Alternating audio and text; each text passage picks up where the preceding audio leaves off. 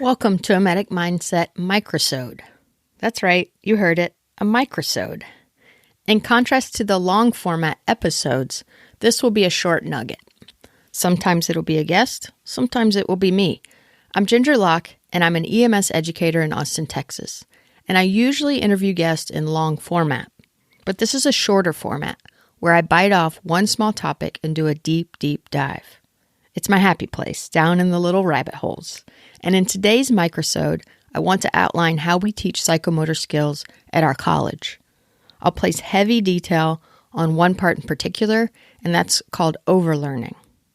Overlearning sounds like it could be bad, but it isn't, and it's something you've already done at some point in your life. Overlearning is why you can brush your teeth while simultaneously thinking about your plans for the day. The automatic skill of teeth brushing is mostly unconscious, and it frees up your mind to think about other things.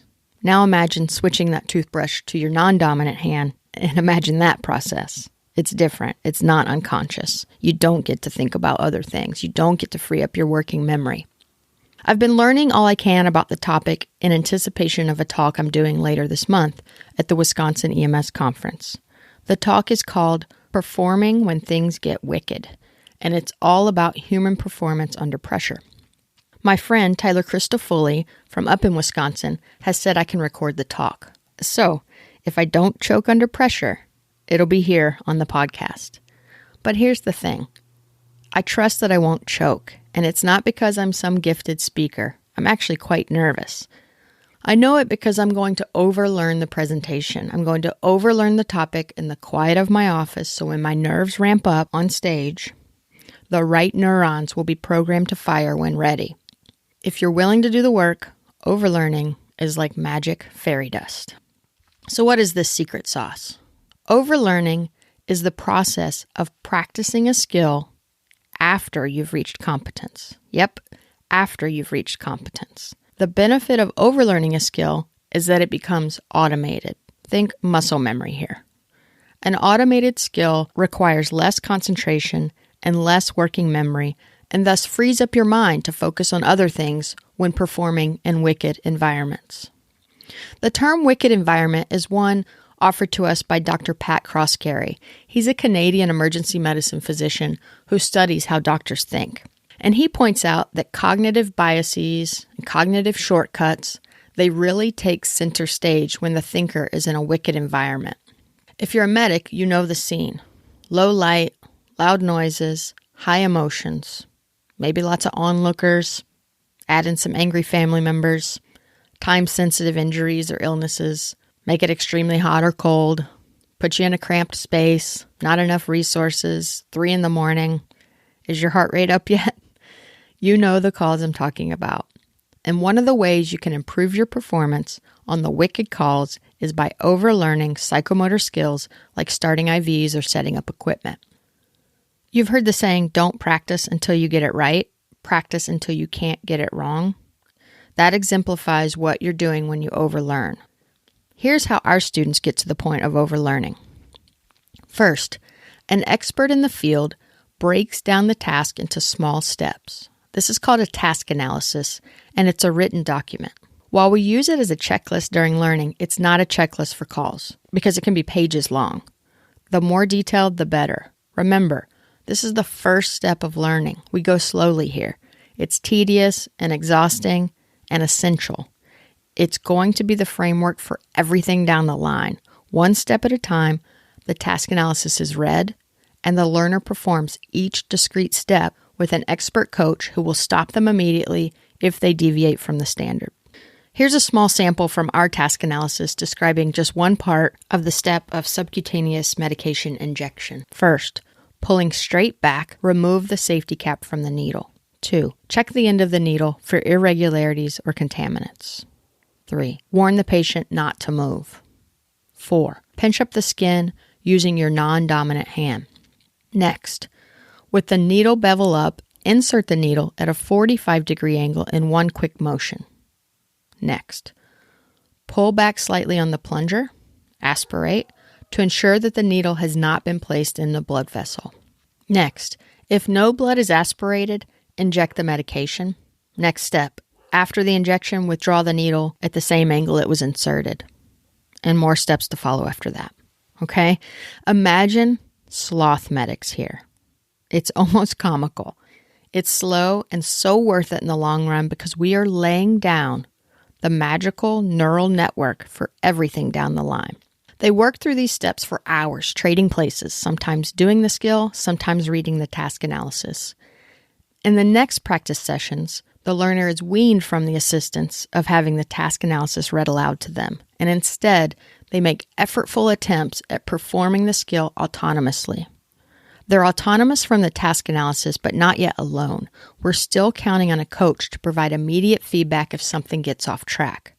And we warn them, do not practice without either a peer armed with the task analysis or an expert coach who can immediately correct. And honestly, we even ask the expert coaches to have the task analysis with them. Because practice doesn't make perfect, practice makes permanent. And later, I'll share an anecdote of just how powerful muscle memory is. The message is, be very careful about what you're programming. Once the learner gets to the place where we believe they have skill competence, we now take away one of their resources. We take away their time and put them on a timer. And this is the first taste of wicked that they get. We give them all the other resources, adequate equipment, adequate lighting, good climate control, the room's quiet, the patient doesn't wiggle. At this point, we are just speeding up our sloths. Okay, small warning. Some students lose their motivation right here, and it's understandable. They have the sensation that they have skill competence, and in fact, they do have competence. So how do you keep them motivated for the next phase? You simply explain how overlearning works. You tell the learner, we are no longer learning how to do this skill. Setting up CPAP, for example. You're competent in that. Now, we are learning how to set up CPAP so our hands will be automated on the wicked calls. So when the brain is under extreme stress and not at full function, your muscle memory will take over and that they can trust the neurons to do their thing. In a way, it's a form of cognitive offloading on a call. When skills become automated, it's one less thing to consciously process on the heavy, intense calls. With this motivation, with this buy-in, they put in the repetitions. This is their work. At this point, they know what right looks like and can practice in the lab alone or do mental rehearsals when they can't get to the lab. The reps should be spread out over days and weeks because sleep is essential to consolidating new information. Educational psychologists will tell you that it's better to do 30 minutes of focused work every day over weeks while mixing in other skills than to do hours and hours of work on one skill over a few days. Once they have put in the reps, we are on to the next steps of cementing the skill, and the students actually enjoy this next phase. Next, we create variable environments with elements of increasing difficulty. This is called stress exposure, and it prepares the learner for the stressors of the naturalistic environment. And it's essential to tell the learner what stress exposure is. Tell them that the difficulty is being increased, and you're doing it not because you're mean, but to eventually mimic that of the authentic environment of emergency medicine. This preface, it has to happen because it provides them an opportunity to perceive this added difficulty as a challenge rather than a threat.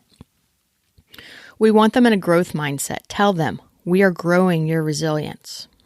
Stress exposure works best when the challenge is slowly increased. So start simple.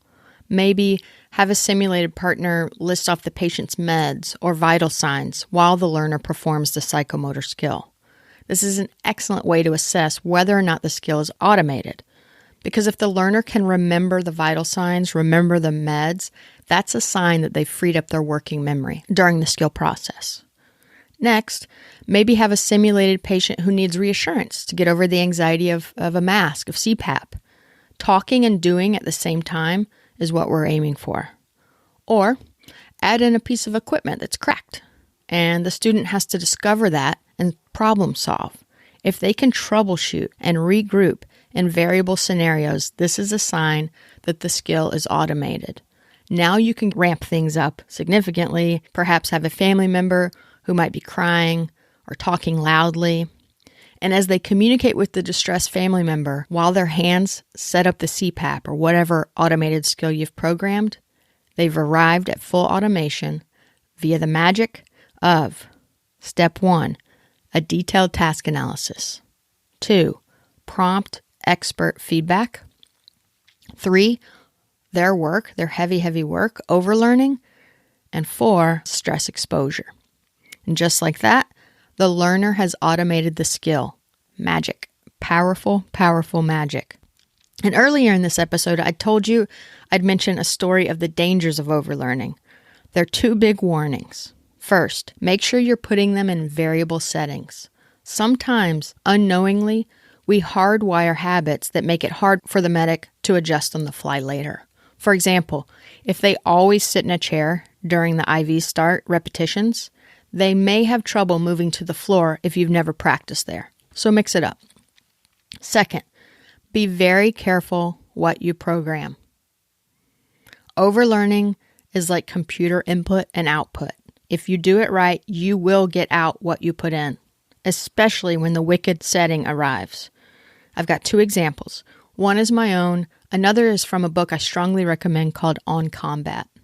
In his book On Combat, Lieutenant Colonel Dave Grossman warns that whatever is drilled in during training comes out the other end in combat, and he says no more and no less. Here's one of his tragic examples. For almost a century, because officers wanted to avoid having to pick up their empty brass from their revolvers on the shooting range, the officers would fire 6 shots, stop, dump their brass from their revolvers into their hands, place the brass in their pockets, reload, and then continue shooting. Later, they wouldn't have a big pile at their feet to pick up. And they assumed, wrongly, that in real action situations, they wouldn't care about the trash, and that when the time came to actually fire and reload, they would know to just empty the brass to the ground to increase speed. Well, muscle memory is powerful magic. On several tragic occasions on real calls, killed or wounded officers were found with brass in their pockets. What Grossman points out is that they were dying in the middle of an unneeded procedure that had been drilled into them. As Archilochus, the Greek soldier and poet, told us over 2,000 years ago, we're still learning, we don't rise to the level of our expectations, we fall to the level of our training. And you say, yeah, Ginger, but I'm not in combat. I'll have a little time to think. And to you, I say, Take this example that I mentioned previously when I interviewed Michael Loria in episode 10. For years, when working through our task analysis and doing skills testing, we would name our IV Start mannequin Mr. Arm, so the student could introduce themselves to the patient.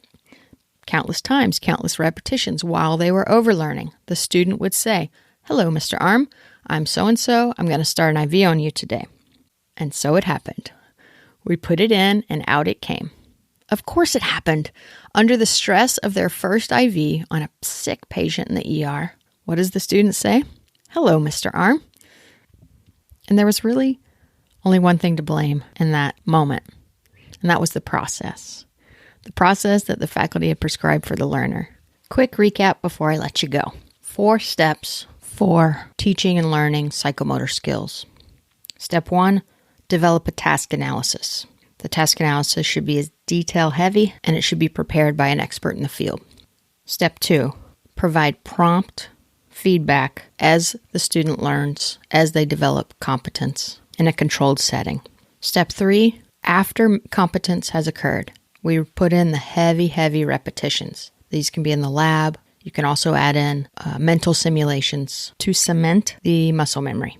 And the last step is stress exposure, where you slowly change the environments, adding in increasing difficulty. And voila. So that's it. This is my understanding of what we currently know about the best practices for teaching and learning psychomotor skills.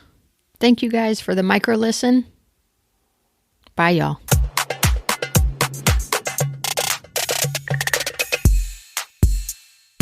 There are show notes for this one. Check them out on medicmindset.com. It'll be listed under Microsode 1.